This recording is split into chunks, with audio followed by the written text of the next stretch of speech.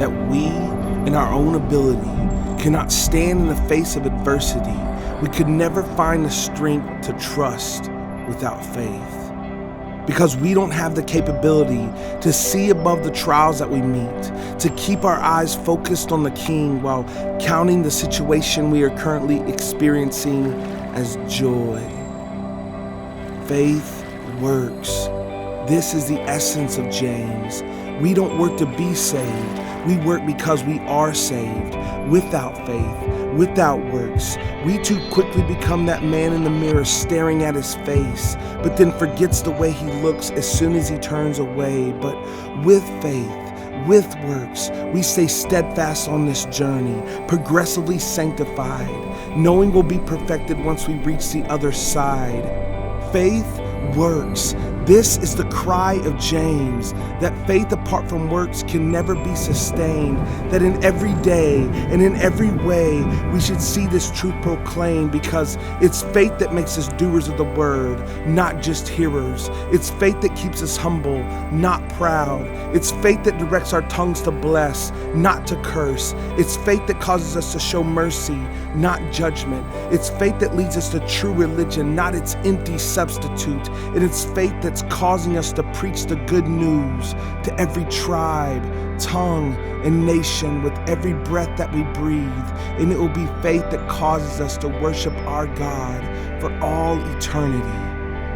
This is the message of James. Faith works.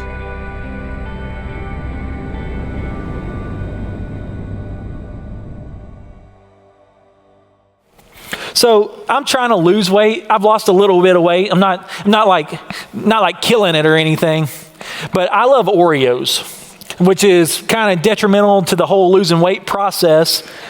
But some of you might have heard me say I like Oreos. That is incorrect. I love Oreos.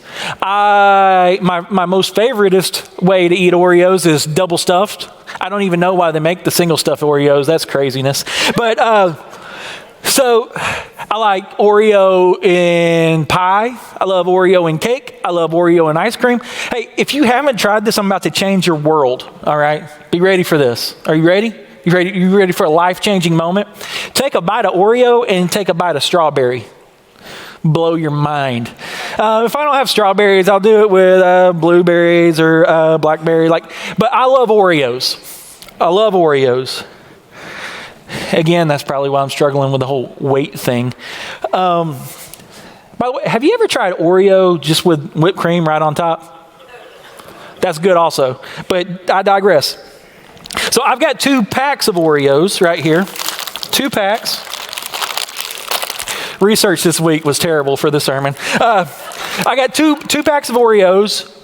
Both of these Oreos claim to be Oreos. Both these packages of Oreos claim to be Oreos. But how do we know if one of these is an Oreo? Well, both of them say that they're Milk's favorite cookie. Both of them make the exact same claims about what the Oreo is, but only one of these is in fact a package of Oreos. How do we know? Come on. It's by what the package produces if you know it's an Oreo or not. Like I said, this week, research was rough. This isn't a pack of Oreos. Littering in church. This, on the other hand, is a package of Oreos. If y'all know me, I'm a germaphobe, and I was planning on eating this, but I've just contaminated it. So this is, the youth, y'all can go nuts later. That's for you. All right, but we know that the one that produces the Oreo is really the one that is the Oreo. It doesn't matter about the claim. And that's what we're talking about this morning in James. How do you know if you're a Christian or not? And the answer is going to be, you'll know by the evidence produced in your life. The question is not, understand this about this passage. The question is not, does faith save you? Or can faith save you? That is the overwhelming response of the entire Bible, that you are saved by faith alone. But the question in this text this morning is your life characterized by faith? The characteristics of faith are works and love, works of mercy, this is going back to last week's sermon about the royal law. If you didn't listen to it, go back and listen. This is these things being played out in your life. James this week, he presents two types of legitimate faith. One faith is a dead faith, but it's a real faith.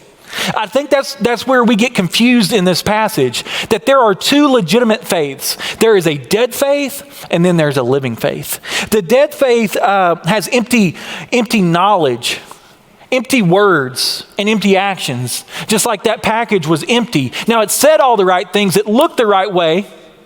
It presented well, but it wasn't Oreos because it didn't produce Oreos. And that's how it is with our life. Maybe the most important thing I tell you this morning is this next sentence. So I'm giving you time to get ready. Are we ready? Most important thing. James is not arguing that works must be added to faith. James's argument is genuine biblical faith will inevitably be characterized by works. That's it. If you remember that as we read through this passage, that will relieve all the frustration and confusion. We're not saying you must add works to your faith to somehow validate that faith. So at some point, if I say something and you go, oh, my faith isn't validated because I don't. No, that's not what I'm saying. But I'm saying faith will be characterized by works. So here's the main point of the message if you're a note taker. The evidence of living faith in your life, this is a mind-blowing one. Like, are you ready? I'm going to say it and all the air is going to let out of the room. This is something we all know. The evidence of living faith is love for God and love for others. That's the evidence. The carrying out of the royal law. So if you will, look with me now in James 2:14. What good is it, my brother? So he's responding to someone. If someone says he has faith, but does not have works, can that faith save him? Underline that. Underline that. Can that sort of faith save him? If a brother or sister is poorly clothed and lacking in daily food, and one of you say to them, go in peace, be warm, and be filled, without giving them the things needed for the body, what good is that? So also faith by itself, if it does not have works, is dead. But someone will say, so here's another objector, but someone will say, you have faith and I have works. Show me your faith apart from your works, and I will show you my faith by my works. You believe that God is one, you do well. Even the demons believe that, and they shudder. Do you want to be shown, you foolish person, that faith apart from works is useless? Was not Abraham, our father, justified by works when he offered up his son Isaac on the altar? You see that faith was active along with his works, and faith was completed by his works. And scripture was fulfilled that said, Abraham believed God, and it was counted to him as righteousness. And he was called a friend of God. Verse 24. You see that a person is justified by works, not by faith alone. And in the same way, was not also Rahab the prostitute justified by the works when she received the messengers and sent them out another way? For as the body apart from the spirit is dead, so also faith apart from works is dead. So now what we're going to do, we're going to break this down into two parts. The first part is going to be James 2, 14 through 16, and we're going to see that a living faith leads to action. And we're going to have to define words as we go throughout this entire sermon, because he's using words that you find throughout Paul's letters, maybe, especially, but he's using them differently. So we got to define what we mean when we say these things, okay? So the first question we have to ask ourselves, are we saved without faith? James has already told us in James 1:21 that the only thing that saves us is faith alone. So we have to ask ourselves, did James forget in just a handful of sentences the way that he said that you're saved by the word? Or is he saying something else? Is James giving us a test by which to tell if we possess saving faith? Well, the first question, if you pick that one, it just doesn't make sense. So you're going to have to say that James is standing in opposition to James, like himself. You're going to have to say that James is standing in opposition to Jesus. You're going to have to say that James is standing in opposition to Paul and Peter and the Old Testament. Well, that can't be the right answer. So the most plausible answer, and I believe as we go through the passage, you're going to see this as well, is that James, he's giving us a self-assessment of whether or not we possess saving faith. The letters of 1st and 2nd John do the same thing. Paul calls out people all the time to ask, to look at their deeds and see if their deeds match with their faith. James tells the reader in this passage that there are two types of faith, a living faith and a dead faith. Both faiths, I want you to understand this, both the living and the dead faith have real earthly consequences. Your faith dictates how you act, and your faith will also have real eternal consequences. So we're going to define living faith like this. Living faith is a faith that is lived out in works of love. James, in a sense, proposes for us in these verses a test by which to determine whether or not you have genuine faith, deeds of obedience to God. The second set of words that we're going to have to define is, what in the world is he talking about by works?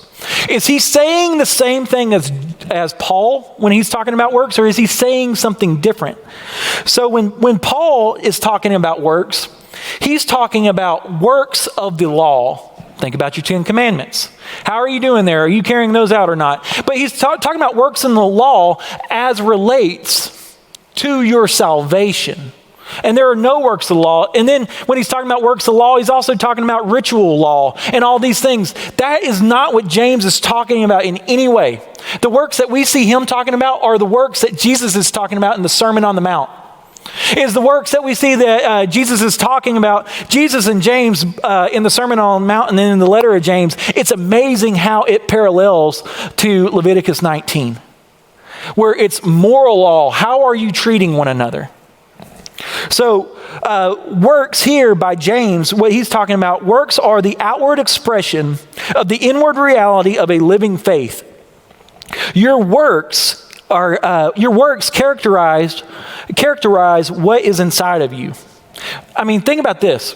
If James were in opposition to Paul, why did Paul write the letter of 1 Corinthians? The entire book is about about Paul saying, you're claiming this about God, but then you're living this way in public. You're claiming this about God, but then you're living this way in the church. He's saying your faith doesn't match with the works of the gospel. So when he and Paul are using the word works, they're not using it the same. Paul is talking about works of the law, and James is talking about the works of faith, the outward expression of your inward reality. Now, what some people do when they come to a passage like this, they want to start talking about Christian perfectionism. James, he's not talking about perfection. I love what Matt Chandler says about this. He says, we're talking about progress, not perfection. Don't walk away feeling condemned today. If you walk away feeling condemned, especially as a believer, you're missing the point. This is a message of encouragement for you to look at your life and go, does my life match? And where it doesn't match, repent and press in. Think about the Bible. Is God ever using the word of God to crush people? No, at the end, there's going to be wrath and there's going to be judgment. But what he's trying to do throughout for the people of Israel and for the New Testament believer is encourage them to strive after him in faith. So when you're listening this morning and you go, man, my faith doesn't match my deeds. I know that I'm a believer, but I see these places where my faith doesn't match my works. The response is not condemnation. The response is encouragement, that you would pray that the Spirit would allow you to press in and that you would pursue righteousness and you would pursue Christ in that place. So this is critical to our entire discussion this morning. James is not arguing that works add to faith equal salvation. Like, I'm going to have to say that over and over and over because it's what we hear. Our internal legalist goes, all right, what other good thing can I do to make sure I'm saved? No, the faith, the works of faith just characterize what's inside. That's the test that you can look at. It's not earning salvation in any way. Rather, he's saying just genuine living faith will be characterized by our works. So James starts here with a case study. All right, back to 2:14. Somebody has said, I don't need to do works, I have faith. And then James asks a question. Look in your Bible right there. Does James ask the question of whether or not faith can save? No. James asks the question, can that faith save? Then can that sort of faith save? For us, remember, we're saying that faith not attached to works is a dead faith.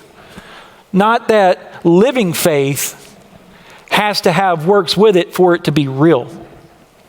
So James gives us a scenario of this guy who shows up. He's a believer in this church. He calls him brother. So it's like somebody we all know shows up to the church. They're poorly clothed. Their face is sunken in from malnutrition. You can tell that they haven't eaten in days. They're beaten by the sun. And they come to you and they ask for help. And you tell them, go be warm and be full and be filled. Is that help? No. That's a blessing that's actually a curse because there's no works attached to that. The statement, go in peace, is not reprehensible in itself. It's the believer's unwillingness to help. The person that James is responding to is claiming to have a faith, but wants to live unchanged as an unbeliever. Go in peace in the ancient world, it was a sincere blessing. But it was only a blessing when it was accompanied by a gift. So people would come to somebody and they would need help. And normally this is a relationship between the haves and the have-nots. It's okay to talk about it that way. And the person would ask for alms or ask for a gift, and they would give them a gift, and then they would offer a blessing of go in peace over them. So that's perfectly fine. And that's actual help, right? Remember James 1:5 talks about giving a gift without finding fault in the poor. So the main point of this passage is about faith and works. All right. And people want to run after taking care of the poor. That's not the main point, but we're going to step aside and talk about that because this is very applicable to where we are. How many of you, just in your heart, I've done it, because we're all thinking about the random guy at the street corner, right? We're not really thinking about somebody we know coming in and asking for help. So let's chase that rabbit for just a moment. They've asked for help, and your response is, I would give them some cash, but what's followed by that but? They're going to spend it on drugs. They're going to waste my money. They don't really need it. Well, let me give you two things about that real quick. First, that's not your money, it's God's money. Second, get over yourself. Once you give that to them, you're not responsible with what they do with it. Your responsibility is generosity. Now, so you might be one who's uncomfortable giving cash, or you might be a millennial like me. I just never have cash on me. I feel bad for whoever mugs me one day because they're going to get a wallet full of cards that they can't do anything with. But so because I don't have cash on me, am I then exempt from generosity? No, I'm still, generosity is required. It's that I would be faithful. Now, do we have to help everyone we come across? The Bible doesn't tell us that. And unless they're willing to get a card swiper out there, I can't help them that way. So we're going to have to be, maybe if you're uncomfortable giving cash, or you're like me, just never have cash on you, how can we be thoughtful? How can we be creative in how we help these people? Well, instead of not wanting to deal with your clothes that you don't want anymore and just taking it down to Goodwill and letting them sell it and make a profit off of it, how about you take some of those jackets, some of those hats, some of those shirts, and put them in your trunk so that when you come to these people, you can offer them legitimate help if you're concerned with how they'll spend that money. Or what about keeping some food bars that won't melt in the summer in your car, or some Chex Mix, or some pretzels or something like that you can give? That's actual help. That's actual generosity. Maybe there's a way that you can be creative and actually give real help. And remember that the James 1:5, it's not finding fault in them. So let's take another aside. We're gonna take one more rabbit trail, and forgive me for this, but it's applicable to where we are in this moment. People are losing their minds, right? Some of it's like genuine, some of it's just panic. And there are two wrong ways to deal with this, I believe. One, it's a cavalier nature, where you're just frustrated that everybody's concerned, and the other's like stifling fear. But how can we, as the body of Christ, show genuine love to people right now? Because what if I put myself on self-quarantine? This is a completely fictitious situation, so don't call my wife in a minute and be like, how can we help? But Tabernacle, y'all are great at helping people, don't get me wrong. Let's say what you don't understand is that my wife has some sort of autoimmune disease. So for me to protect my wife, what I have to do is put myself in self-quarantine for the next 2 weeks. And you go, why is he staying home? I'm not going to help that guy. He's perfectly capable of helping himself. But here's the thing, guys. Just because someone looks healthy and someone seems like they've got it all together, you don't know if they're taking care of grandparents, you don't know if they're taking kids, or you don't know if they're taking care of spouses who legitimately cannot be exposed to this right now. So for you to go, why are they acting this way? You're going against that finding fault in someone poor and needy. Think about if God were to do that to us. We're constantly failing. What if he found fault in us and didn't offer to help? That's not the heart of God, and that should not be the heart of believers. So let's think about how we can actually help people where we find ourselves in this moment. I've heard of some people going down their street and finding elderly people, or they live on a street with many elderly people, or not necessarily elderly, just boomers. And they wrote letters saying, hey, here's my cell phone number. I'm willing to go stand in line at the pharmacy. If you'll call ahead, I'm willing to stand in line at the pharmacy and pick up your medications and deliver them to you. I'm willing to go, I'm not willing to go shopping for you, but if you'll go and put your Walmart pickup order in, I'll go pick that up for you. And whether or not their fear is legitimate or not, that's not the point. We have a very unique opportunity, church. I don't want this opportunity to pass, that we can show the love of Christ to a generation that's lost and dying. What if we didn't show that kind of judgment and we just said, how can we help? how can we help? How can you creatively help these people? How can you creatively show them the love of God? And I think about, I've talked to a lot of baby boomers and sonic boomers in the time that I've got to spend in the church, and I've heard them talk about for the last 15 years, a desire for revival. A desire for revival. The baby boomers, that is a lost generation. It's like the millennials. There's a ton of them who are opposed to religion.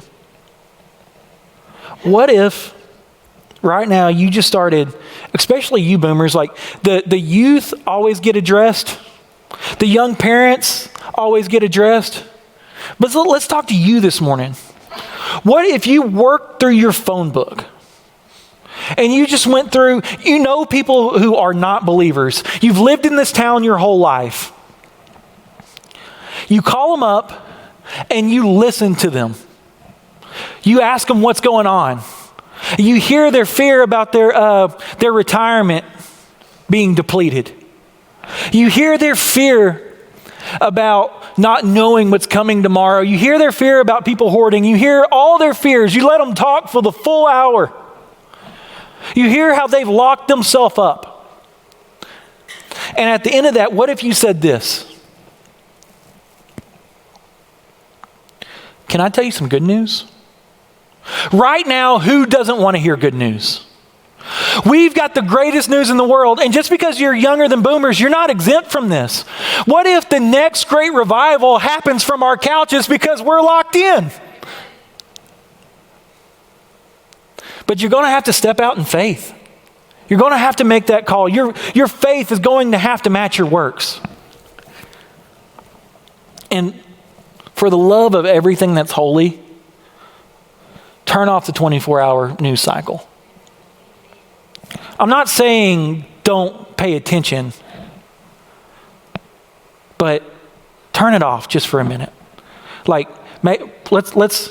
I'm not going to tell you go cold turkey because that's craziness, especially where we are right now. What about just in the morning, at lunch, and at dinner?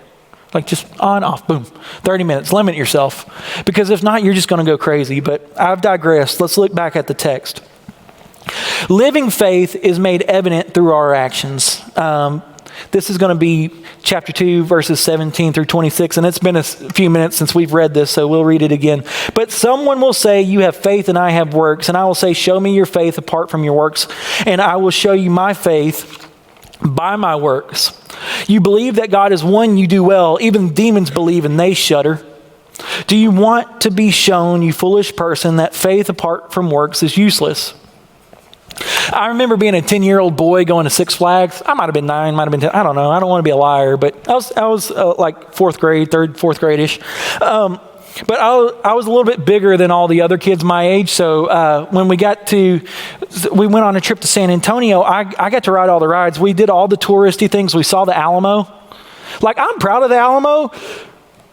But it's crazy that they decided that's where they were going to make their stand. That was not a very big place, but I'm digressing.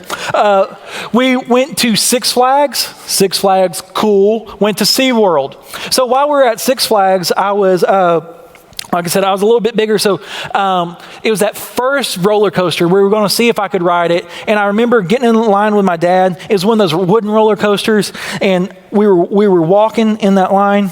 And it felt like a death march. One step, I'm going to die, I'm going to die, I'm going to die. I'm going to die, I'm going to die, I'm going to die. I'm going to die, I'm going to die, I'm going to die. And all of a sudden I start seeing people come off not dead.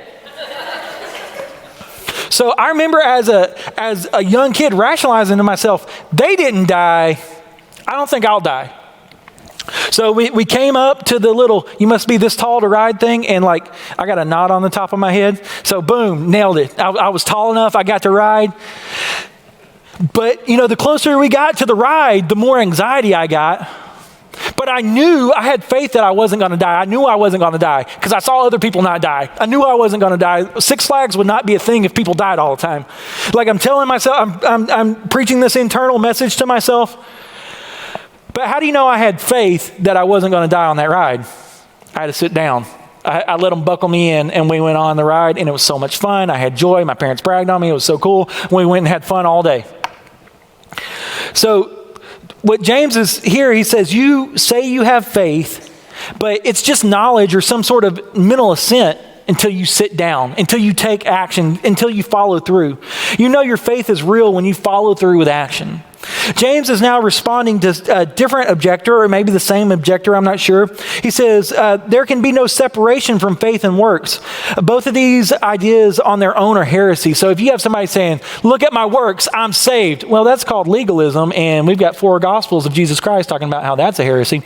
And then there's one that says, it's called antinomianism. You can put that in a jar and not do anything with it later. But what that says is, I'm saved no matter what I do.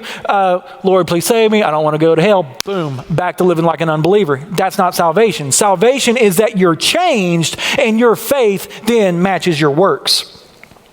So James, he's talking about these demons, and these demons here, they have a real faith, right?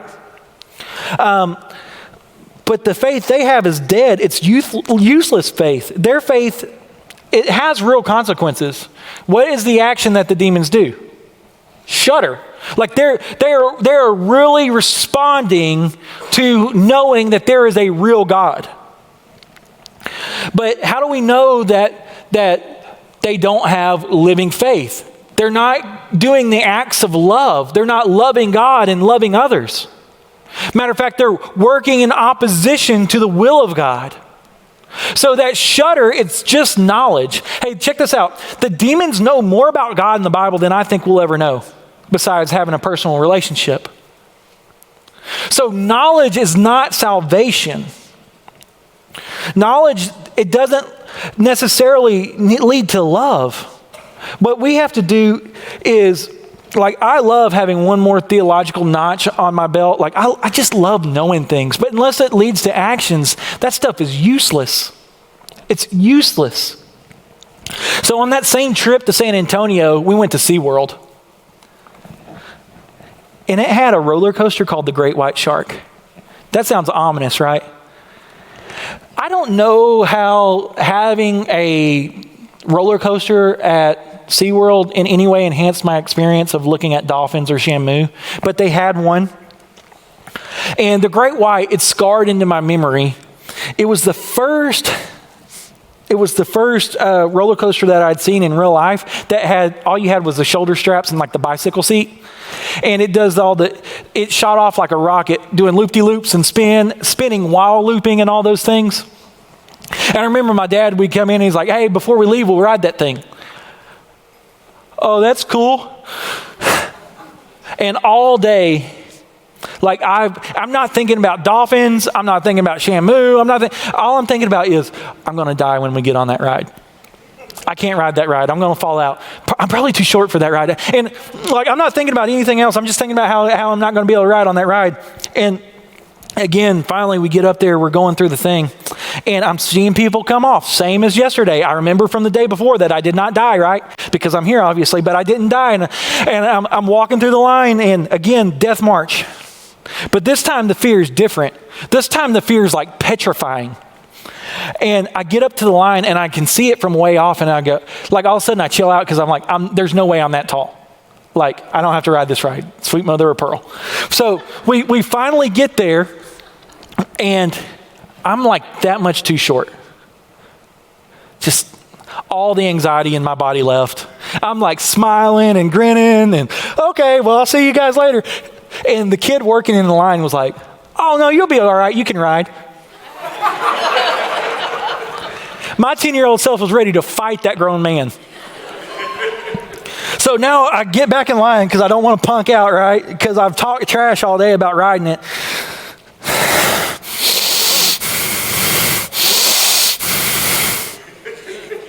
We're standing there, I'm seeing people get strapped in, and I just can't sit down. Like, there's nothing in my body. I know that I'm not going to die. I see everybody filing. I know it's going to be okay. My parents are trying to comfort me. I can't sit down. So I had to go stand with my grandma and wait for them to go through the line. Like, Grandma, you're cool if you're watching this, but like, so in shame, I go and I stand against the fence. I see, and then they walk out, and man, their hair's messed up. They're smiling. They've got so much joy, and I just totally missed it. Like, I'm 31. I'm a grown man, and I still have shame over this. I missed out on the joy because I was unwilling for my faith to match in actions. The Christians, we miss out on so much joy because we're not willing to let our faith meet our actions. What joy does God have for you that you're missing out on? You hear us talk about it all the time, but you really don't personally know because you're scared to step out. Maybe this week it's picking up that phone and being brave enough to call somebody. And if that's too much for you, if it's too much being brave enough to call somebody that you know is lost, what about people in our church who are shut in? What about calling and just hearing them out and praying with them? You're going to find joy. What about if it's calling the nursing home this week? Like, people in our church, like, if you're younger, you don't get this, but they're not getting to see their moms and dads who are in nursing homes. Our neighbor, her husband's sister died in a nursing home the other day from pancreatic cancer, and he couldn't be there with her. Like, God's got a ministry for you guys this week. I don't know if there's ever been more application in a moment. Step out in faith.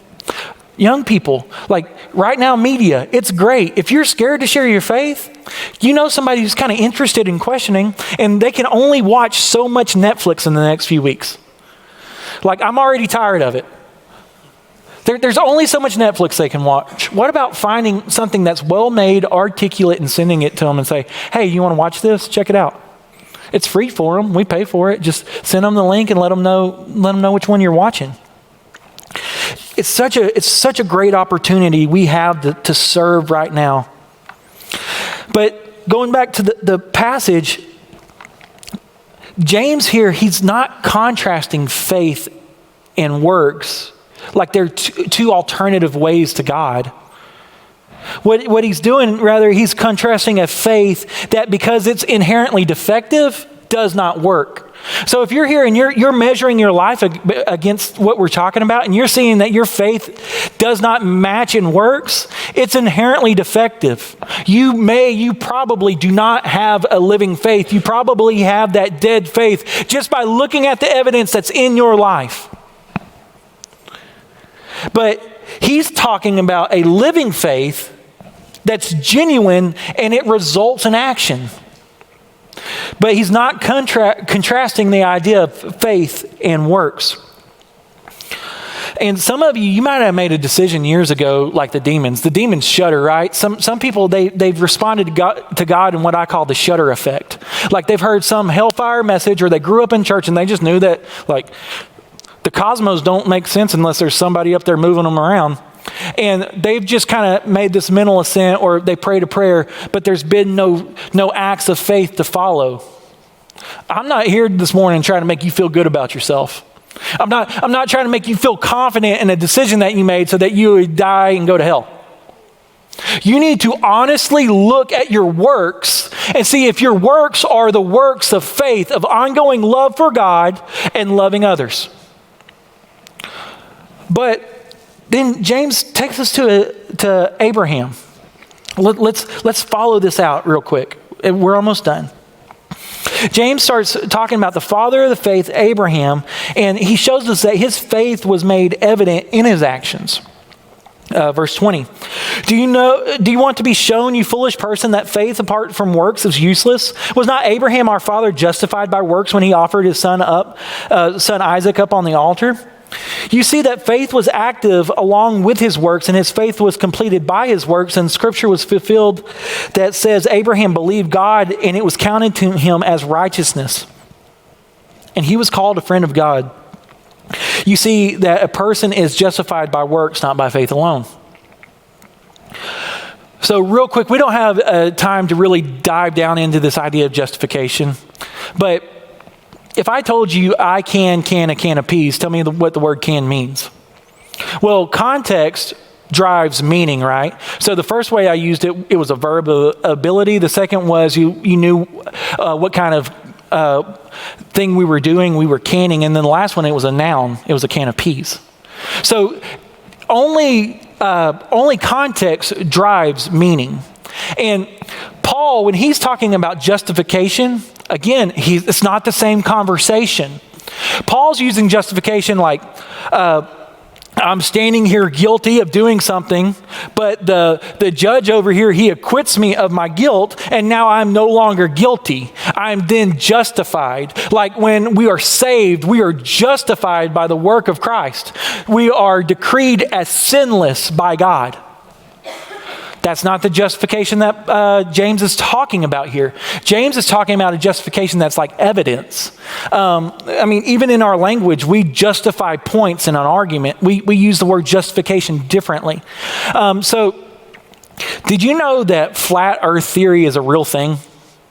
Like people really believe the earth is flat. They even have a nickname. It's called flat earthers. Like it's legit. So if you were to go to a flat earther and you wanted to prove to them that the earth was round, you would go and justify your point. You would bring evidence to them to show that the earth is in fact round. But does your justification make it true that the earth is round? Nope. The earth was round before we got here, and the earth will be round after we get here, or after we leave this place. So our justification does not make that thing true. That's the justification that we have faith is our works. But it doesn't, like, just because we're doing good things doesn't necessarily mean that we are saved. It's faith alone that saves us. And there's some really cool thing about the imperfect. If you are like into that, go look at Douglas Moo's commentary on James, and it's pretty exceptional. Go find verse. We're in like 20, and he'll work that out for you, and it's exceptional. But so the way that James unrolls this argument, he takes us to Genesis chapter 22 and says he was justified. Abraham was justified by offering Isaac up. But then he says, how do we know that he was justified? And he points back to Genesis 15:6, where it says, and Abraham's faith accounted to him as righteousness.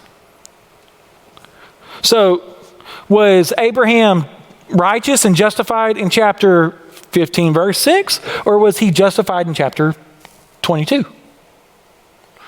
He was already justified. He was already made right. But the way that we know that he was in fact justified was that he was living out. He had the proof in his life that he was following God in faith.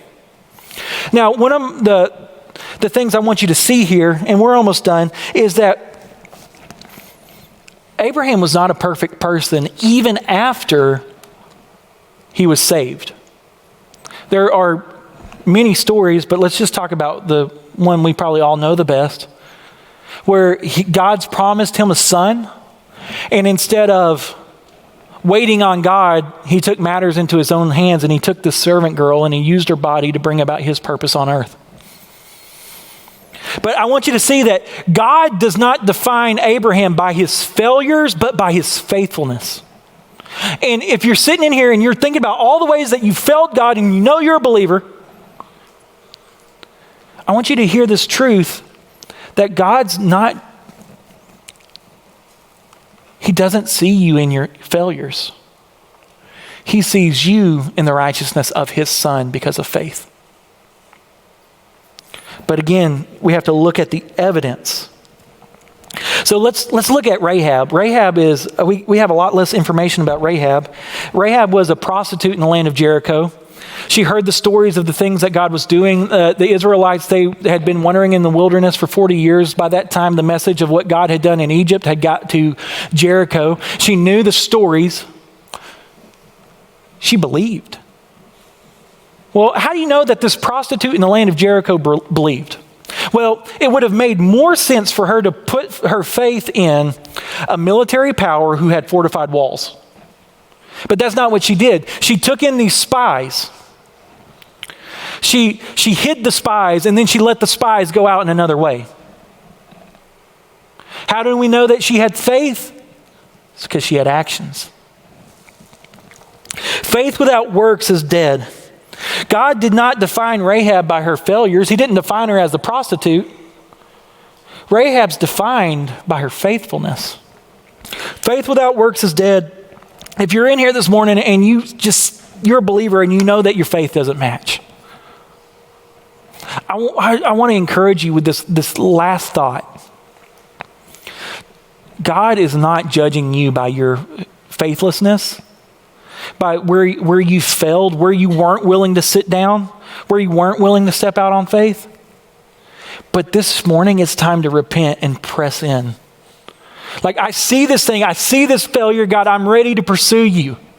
Let your faith have actions. But if you're here this morning and you're like, I see it's dead. I know it's dead. I know it's not real. Good news. We've got a God that loves you and is waiting for you and has made a way through his son, Jesus Christ, who took the wrath of God on your behalf.